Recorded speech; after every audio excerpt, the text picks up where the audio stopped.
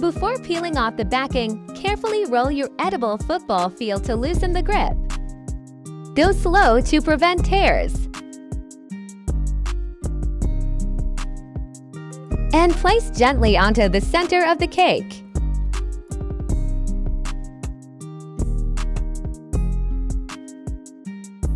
Carefully smooth down any air bubbles with your hands or a tool.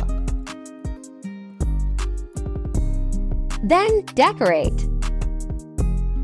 I got this finger football set on Amazon for $5. And these football players on Amazon for $10. Then just placed it on.